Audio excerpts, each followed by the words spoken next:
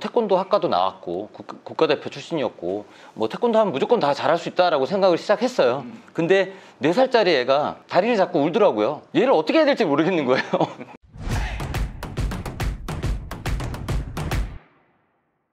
춘혁 씨 지금까지 살아오시면서 역경이 있으셨을 텐데 가장 기억에 남는 역경은 어떤 역경이었을까요? 뭐 역경이 없는 사람이 있나요? 다 역경은 있었죠. 이제 태권도 사범으로서, 태권도 지도자로서 역경을 좀 몇 가지만 얘기를 한다 그러면, 처음에 태권도 도장을 시작한다라고 생각했을 때 뭐 태권도 학과도 나왔고 국가대표 출신이었고 뭐 태권도 하면 무조건 다 잘할 수 있다라고 생각을 시작했어요. 근데 4살짜리 애가 다리를 잡고 울더라고요. 얘를 어떻게 해야 될지 모르겠는 거예요. 처음 시작한 첫날부터 아마 그랬을 것 같아. 내가 애들을 가르칠 수 있을까? 저는 당연히 주먹지르기 하고 발차기만 잘 가르치면 된다라고 생각했는데 여긴 그게 아니더라고요. 그 어린아이들부터 시작해서 너무 성향이 다른 그 아이들을 다 제가 맞추거나 얘네들을 다 끌고 가야 되는데 어떻게 해야 될지 방법을 전혀 모르겠더라고요. 학교에서는 그런 걸 가르쳐 준 적이 없거든요. 첫 번째 역경이 아마 그런 거였지 않을까 저는 생각이 들어요. 어떻게 혹시? 이게 이제 하루 이틀에 한 번에 된 건 아니에요. 근데 처음에 저도 이제 생각 자체가 태권도를 가르친다라고 생각했으니까 태권도를 가르치려고 하는데 못하게 하니까는 얘가 이제 나쁜 아이였던 거죠, 저한테는. 근데 생각을 해보니까 그날 밤에 와서 결국 주먹질이 발차기를 하나도 못 가르쳤어요. 얘 떼어내느라고 정신이 하나도 없었던 거죠. 근데 얘가 여기 와 있는 이유를 생각했어요, 저는. 그리고 저도 그 전에 선생님들, 저를 키워준 분들을 생각했을 때 저한테 그냥 기술을 가르친 선생님이 기억이 남는 게 아니고 저를 아껴주고 사랑했던, 그래서 그 다음에 얘를 안았어요. 그냥 안고 수업을 했어요. 얘는 이제 수업할 의지가 없으니까 안고 막 얘를 뛰면서 이렇게 수업을 했더니 아이가 이제 재밌어 하죠. 이렇게 뛰고 그때 이제 팔이 너무 아프더라고요. 그래서 이제 업었어요. 또 업으니까 허리가 아프더라고요. 그래서 다시 이제 무등도 태웠어요. 그러면서 수업을 하니까 얘가 이제 저를 좋아하는 사람이라고 인식한 것 같아요. 그래서 제가 앉혀놓고 야 우리 같이 해볼래? 그랬더니 따라 하더라고요. 마음을 만지는 게 더 중요한 거구나. 이 아이가 하고 싶게 만드는 게 더 중요한 거구나. 그때 처음 생각했던 것 같아요. 그래서 그 다음부터 모든 아이들한테도 마찬가지로 수업을 하면서도 기분 안 좋게 오는 아이들이 있잖아요. 표정이 안 좋아요. 왜 그런지 물어봤어요. 이런 이유구나 라는 걸 느낄 수 있잖아요. 그래서 그런 얘기를 먼저 풀어주고 시작을 하면 좀 문제가 있는 아이들, 친구들 몇 명이 집중하기 시작하고 뭐 그런 이제 흐트러짐이 없는 친구들이 생기니까 자연스럽게 수업이 잘 되더라고요. 그런 식으로 역경을 좀 그런 부분들은 이겨내지지 않았나 라는 생각이 들어요. 어찌 보면 태권식 교육의 가장 시초라고 볼 수 있죠. 그냥 태권도를 잘 가르치는 게 태권도 사범이다라고 생각했는데 그때부터 조금씩 그런 생각했던 것 같아요. 아이들의 마음을 만져주는 것, 그게 기본이고 이제 시작이구나. 그래서 그 아이들 다루는 방법에 대해서 고민을 되게 많이 했었어요. 어떤 어려운 아이들이 와도 아까 그 아이 때문에 경험했던 그 경험치를 가지고도 많이 잘 교육을 하셨겠죠? 그럼요. 그래서 그 애 되게 고마워요, 지금도. 그 이후에 도장의 신화라고 불렸던 때가 있으셨잖아요. 도장 제가 한참 운영하고 할 때는 첫 번째 도장이 모두가 60명밖에 안 된다고 했던, 모든 선배님들이 했던 도장이 제가 390명이었고 그리고 나중에 이제 600명, 그리고 이제 저희 다른 도장 같은 경우도 제가 때는 500명. 뭐 대한민국에 사실 놀라운 인원이었죠. 네, 그래서 그걸 배우려고 많이 이제 오셨던 것도 있고. 제가 이제 처음에는 아이들을 이렇게 지도하는, 집중할 수 있게끔 만드는, 그러니까 관심을 가져주고 하는 것까지는 된 거예요. 근데 그 다음에 보니까 결국은 이제 집중은 했는데 아이들이 이렇게 해맑은 눈빛으로 저를 쳐다보고 있는데 뭘 가르쳐야 될지 잘 모르겠는 거죠. 사실 국가대표 생활하고 태권도 학과에서 나와서 공부를 하면서도 뭐였냐면 주먹질이 발차기만 잘 가르치면 된다라고 생각을 했었어요. 근데 실제로 나와 보니까 주먹질 발차기 만 가르치는 걸로는 오래 안 가겠는 거예요. 왜냐면 제가 처음 왔을 때는 이제 아예 그런 지식 수준이 없었으니까 매일 재밌게 가르치자. 그래서 매일 다르게 막 했어요. 맨날 고민하면서 그것만 생각했죠. 얼마나 갔을 것 같으세요, 그게? 머리를 쥐어뜯으면서 1년을 했더니 그다음부터는 이제 한계에 오더라고요. 그래서 고민을 했어요. 그때부터 어떻게 하는 게 진짜 좋은 수업인가. 그래서 제가 봤던 수업은 아이들이 이제 보면서 제 말을 잘 듣고, 그리고 교육에 부모님들이 와서 이제 뭐 발차기 잘 가르쳤다고 감사하다고 이렇게 오진 않잖아요. 선생님 자신감이 커졌습니다. 막 이런 얘기 했을 때 왜 이렇게 됐을까? 이런 걸 고민하면서 제가 생각한 건 이제 좋은 대화를 해주는 것, 관심을 가져주는 것에서 의도적인 그런 관심을 가져주면서 방향을 이끄는 게 중요하다고 생각이 들어서, 그래서 맨날 책을 샀어요. 그러니까 책을 사서 월급 타면 제일 먼저 가는 게 서점이었어요. 가서 책을 막 보는데 그냥 책을 다 봐서 전체를 보는 게 아니고요. 애들한테 해줄 얘기만 찾는 거예요.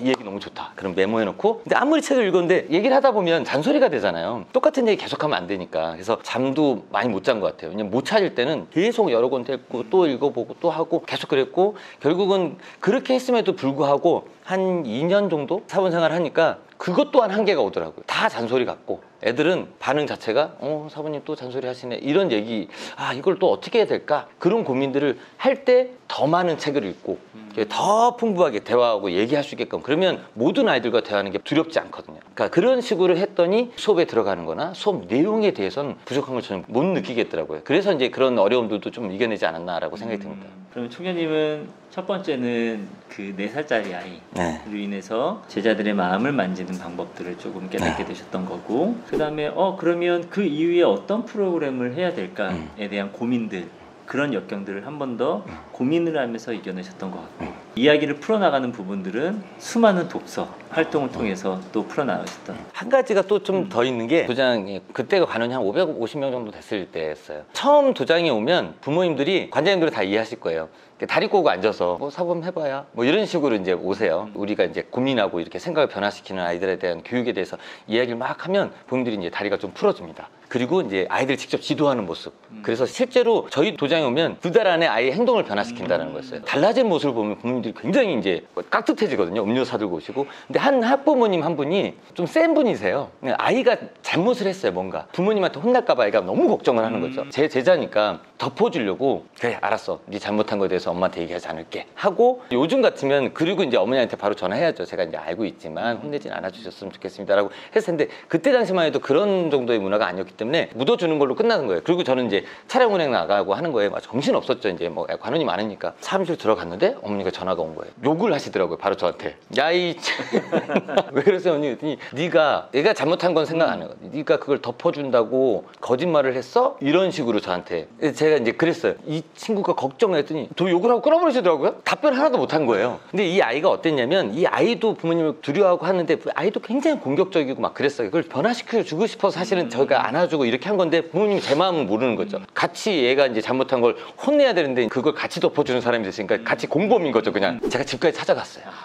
만나주지도 않아요. 계속 찾아갔더니 저는 억울하잖아요. 제 마음을 얘기를 해야 되니까 계속 얘기를 했는데 안 만나주다가 몇 번을 찾아가니까 앞에서 제일 첫 번째 하는 게 도복을 제 앞에서 찢으셨어요. 그리고 저한테 던지더라고, 꺼지라고. 제가 그때 이건 태권도장에서 나 혼자만 교육시켜서 이 아이가 변하고 이 인생이 변하는 건 아니겠구나. 학부모 교육이 너무 중요하겠구나. 그래서 그때부터 공개심사에 대한 방법들, 부모님을 변화시키고 나와 제자와 부모님이 생각이 같아야 되는구나, 이런 것들을 고민하면서 했던 게 이제 일반적인 태권도장하고는 완전히 달랐던 거죠. 공개심사의 내용, 그리고 태권도 지도자분들은 알지만 정말 부모님들이 눈물을 흘리면서 이게 정말 중요하구나, 자녀 교육에 이런 것들을 해야 되구나, 잘하라고 하는 것보다는 박수 쳐주고 응원해주는 게 중요하구나, 이런 것들이 모든 시작이 사실 그 어머님 없었으면 아마 없었을 수도 있어요. 그때는 한 달 동안 잠을 못 잤어요. 자다가 또 벌떡벌떡 일어났어요. 내가 뭐 잘못한 거지? 아마 일반 사람들은 앞에서 교복을 쫙, 만약 제 경우에는 체육복을 쫙 찍고 학교 안 보내! 이러면은 말하라 씨 포기하거나 내가 이것만 할 수 있을 것 같아, 딴 거 하거나 그럴 텐데, 총장님은 역경을 기회로 바꿔서 학부모 교육, 그 다음에 공개심사 이런 것들을 이제 생각해내신 거잖아요. 제가 이번 달에 공부한 건 회복탄력성, 총장님은 회복탄력이 굉장히 높으신 분일 거예요. 인터넷에 회복탄력성 지표 검사하는 게 있는데 한번 해보시면 굉장히 높게 나올 거라고 저는 예상합니다. 어떻게 이렇게 회복탄력이 높으신 것 같아요? 저는 근데 그게 회복탄력성인지 아니면 그게 높다 낮다를 생각해 본 적은 없어요. 근데 어려움이 닥치면 헤쳐나가야 된다라는, 절벽 뒤에 이렇게 뒤꿈치를 들고 절벽에 서 있으면요 뒤로 갈 수는 없거든요. 이제 무조건 앞으로 가는 거죠. 사실 뒤를 돌아보는 것보다는 앞으로 가는 걸 더 즐겨하고 좋아하니까, 그런 문제가 있을 때 해결해 나가는 것들 아마 다 대부분 다 관장님들이나 우리 주변 모든 분들이 대부분 다 그러지 않을까라고 생각이 듭니다. 도장에 어린 친구들이 많이 이제 오는데 예전에 비해서는 아이들이 역경을 이겨내는 힘이라든지 이런 것들이 좀 부족하다라고 좀 많이 느낀다고 하는데요. 그 아이들에게 회복탄력성, 역경을 이겨나가는 힘, 이런 것들을 어떻게 좀 키워줄 수 있을지에 대한 답을 좀 줄 수 있을까요? 거기에 대한 구체적인 이유가 있다고 저는 생각이 들어요. 사실 우리가 어렸을 때, 제가 아까 절벽 뒤에 섰다고 얘기한 건 뭐냐면, 사실 진짜 절벽 뒤에 서 있었잖아요. 더 뒤로 갈 수 없었던, 앞으로 갈 수밖에 없었던, 어려움을 이겨낼 수밖에 없었던 이유가 있었어요. 근데 요즘 아이들한테는 이유가 없는 거예요, 사실은. 왜냐면 너무나 풍족하잖아요. 부모님이 다 막아주고 있고 아니면 웬만하면 다 해결해 주죠. 옛날에 제가 이제 오형제거든요. 독수리 오형제가 아니고 형, 누나 막내였어요. 밥상 앞에서도 저는 생존이 달려 있어요. 누나들한테 아양을 떨어야 되고 형한테 잘 보여야지만 내가 뭘 먹을 수 있고 아니면 내가 늦거나 뭔가 밥상을 빨리빨리 차리고 빨리빨리 안 앉으면 제가 못 먹거나 이런 경우 다 아시잖아요. 근데 요즘 아이들한테 그런 이유가 없는 거예요. 자, 그러면 우리는 뭘 해주냐. 첫 번째가 이유를 만들어줘야 된다고 생각해요. 아이들이 극복해낼 수 있는 이유가 없기 때문에 그래요. 그래서 우리 심리학에서도 보면 접근 동기가 있고 회피 동기가 있잖아요. 회피 동기는 어른들처럼 너 이거 안 하면 큰일 나. 이거는 어른들의 시선이고 아이들 같은 경우는 이걸 하면 더 좋은 게 돼. 더 행복해져. 더 성공할 수 있어. 이런 접근 동기의 방법이 필요하듯이 아이들한테 이유를 계속 만들어줘야 돼. 할 수밖에 없는 이유. 자, 예를 들면 이번에 우리 어디 놀이동산을 갈 거야. 근데 5명만 뽑아서 갈 거야. 정말 잘하는 친구들. 자, 그러면 열심히 하죠. 왜? 해야 될 이유가 생겼잖아요. 요즘 아이들은 사실 해야 될 이유가 없는 거예요. 부모님이 그 이유가 생기기 전에 먼저 해소를 시켜주기 때문에 그래서 아이들한테 계속 운동을 해야 하는 이유, 바른 행동을 해야 되는 이유를 계속 지도자가 설명해주고 교육 영상이나 이런 걸 통해서 알려주죠. 그게 가장 중요한 거다라고 생각하기 때문에 태권도 교육도 그렇게 녹아있는 거거든요. 첫 번째가 이유를 알려주는 것. 두 번째는 아이들이 이유가 있으면 그 다음 뭐가 있어야 되죠? 목표가 있어야 되겠죠.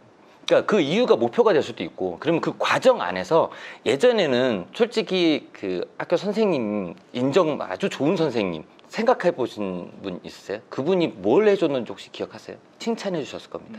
아마 인정해 줬고 맨날 사고 치는데도 넌 할 수 있는 놈인데 너 이것만 바꾸면 돼 이런 얘기 해주셨던 선생님이 있죠. 회복 탄력성에도 마찬가지로 제일 중요한 요건이 나와요. 어려운 상황에서도 그걸 헤쳐나간 사람은 누군가가 지지하는 사람이 꼭 있었습니다. 의지할 사람이 하나 있었죠. 저는 우리 태권도 사범님이 우리 관장님이 그런 사람이어야 된다고 생각해요. 인정해주고 이끌어주는 사람. 그래서 이유를 만들어주고 조금이라도 한 발자씩 나가면 인정해주고 칭찬해주고 안아주고 그게 성취감이 되고 그 성취감의 반복이 행복 아니겠어요? 그래서 그렇게 만드는 것들의 과정을 우리 어린아이들한테도 해주면 이게 행복 뭐 힘들어서 이겨내야 돼 아이들이 뭘 합니까? 이겨낼 수밖에 없는 이유를 만들면 저절로 이겨내게 될 거고요. 그 이겨내는 과정에 계속 칭찬해주고 안아주고 인정해주면 그 힘듦을 이겨내는 과정 또한 아마 즐겁게 생각하지 않을까 생각합니다. 그래서 우리 태권도 도장의 사범님들이 그런 생각을 좀 가져줬으면 좋겠어요. 저는 회복 탄력성은 역경 때문이래. 역경 때문에 나는 이렇게 됐어. 나는 이렇게 잘 컸어. 난 성장했어. 이렇게 이야기할 수 있는 사람이라고 생각합니다. 회복 탄력성이 떨어지는 사람들은 내가 이런 어려움 때문에 내가 지금 이 꼴로 이렇게 살고 있어 라고 이야기하는 사람들은 회복 탄력성이 굉장히 낮거든요.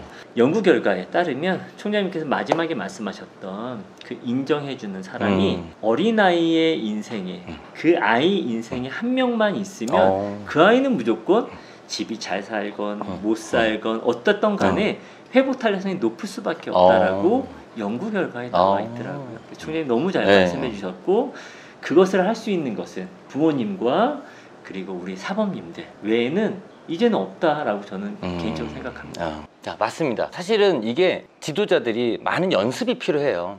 인정한다. 그래 잘한다 이게 아니고 표정부터 그리고 액션부터 제일 중요한 건 사실 마음가짐이겠죠. 정말 아이들의 미래를 바꾸겠다 변화시키겠다 그리고 정말 이유를 만들어줘서 얘가 좀 더 행복하고 뭐 이런 목표를 가지고 좀 열심히 하는 사람이었으면 좋겠다라는 의지가 모든 표정이나 모든 것들에 대해서 나타난다고 생각해요. 아이들은 이 몸의 대화를 듣고 이 사람이 날 사랑하는지 정말 내 미래를 이끌어주기 위해서 노력하는 사람인지 느낀다고 저는 생각을 하거든요. 그래서 관장님들이 일단 팔 벌려 안아주는 것부터 연습하고 그리고 웃어주는 거 연습하고 그래서 정말 내 애다 라는 마음을 가져주시는 것부터 시작이라고 생각이 들어요. 그렇게 됐을 때 아이들도 요즘 아이들 얼마나 똑똑해요. 다 알아요. 저기 좋아하는지 싫어하는지. 저희가 함께 나눴던 이야기 중에서 우리 아이들에게 끝까지 인정해주고 칭찬해주고 안아주고 해주는 그러한 사람이 되었으면 참 좋겠습니다. 사모님들 그렇게 해주신다면 우리 아이들은 역경 때문에 가 아니라 역경 덕분에 내가 이렇게 성장했어요 라고 하는 사람들이 분명히 될 것입니다. 오늘은 이상으로 마치겠습니다. 감사합니다.